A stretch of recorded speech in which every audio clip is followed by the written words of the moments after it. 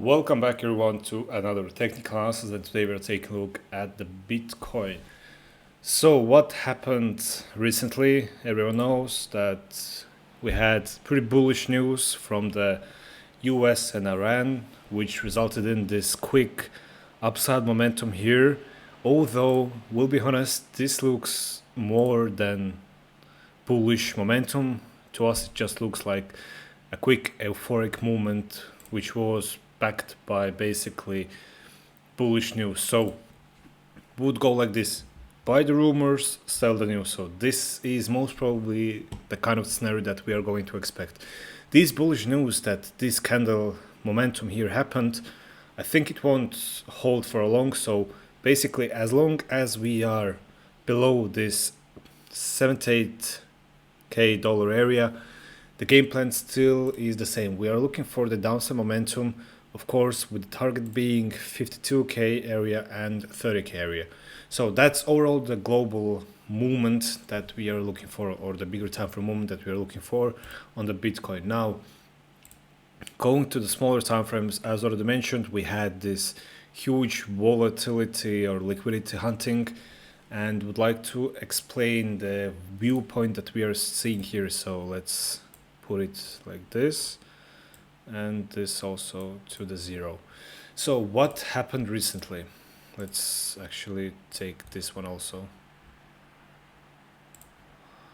and put it to 0.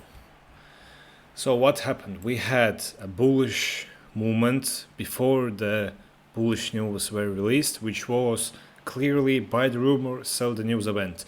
Now, after the news, which most of people, including us, thought that will end up differently, what happened a ceasefire, and everything just went up while crude oil just dumped down.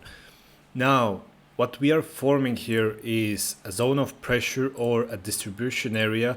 We had this bullish momentum here. Now the distribution is happening in this area, which means that sellers, or the buyers actually, are right now slowly dumping their gains, short-term gains that they had, which for the Bitcoin to move within hours like 7% is huge movement.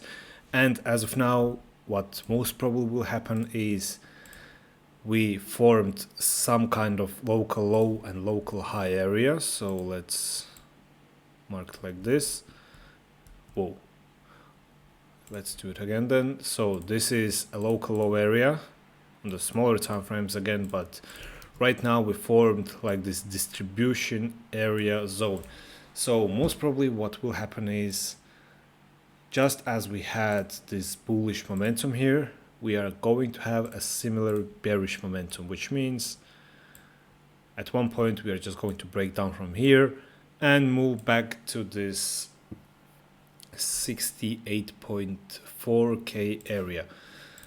So going now more, before going to the 30-minute time frame, which is most favorite time frame of ours, once again we need to see the breakdown from here, which would activate the market structure breakdown strategy that we like, and then would open for us pretty decent shorting position. Let's say we open from here, and the risk node ratio would be 1 to 3 in this case. Let's slightly highlight those. So I would say pretty decent trading setup, but once again we need to see the breakdown from this area. If we don't see the breakdown, then no short will be taken. So going to the 30-minute time frame, we might go actually to the 5-minute time frame as well to get more in-depth data as well. Depends. Let's wait while it loads. So okay, now go to the 5-minute time frame. There is a bug gap right now. Yeah, and still buggish. So we had this bigger downside momentum here, so a white candle here, and now we're seeing a slight bullish momentum. So a liquidity hunting, most probably, who knows, but still seeing that while we are having these small build-ups here, sellers are showing some kind of sell-off momentums here. So 1, 2, 3, 4, 5, 6, 7, and that's also the one. So can't show you on the 5-minute time frame, I'm not sure why, but I think on hourly time frame we will be just as easily seeing this quicker liquidity dump that we are having. So pretty strong downside momentum and a liquidity sweep happening, or a distribution, however wants to call it. So on all the time frames we are seeing that there is a high potential for the reversal to happen, and although we had the bullish news, it doesn't mark or doesn't give us a significant reason for any kind of bullish actually movements to happen. So the game plan still remains the same. We still look for exactly the same momentum or the movement. Wait, where is the... Okay, let's put it to new one. We had it here going like this and like this. So we still have the same view that we had before as well. Nothing bullish to us while looking the structure.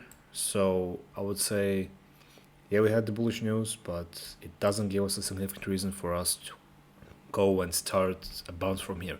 Now the different scenario would be if we see actually a slow build up here and some kind of break of structure forming from here, proper one similar to this one. So we are seeing a smaller distribution area here, similar here. This is actually an accumulation, but anyways, similar here. And then we have this stronger breakout. Then we might see another bullish movement on the Bitcoin, but as of now nothing is indicating to us that we should see yet another bullish movement. So on the weekly time frame, still expecting the prices to drop. On the hourly time frame, we are seeing a really nice sell side or short setup forming, which would give us 1-to-3 risk on ratio trade. Why is it loading so long? I have a pretty good internet, so let's wait. Yeah, no data. Okay, anyways, I think you all got the point. We are bearish on the weekly time frame. We are nice. We are bearish on the weekly time frame. We are bearish on the hourly time frame.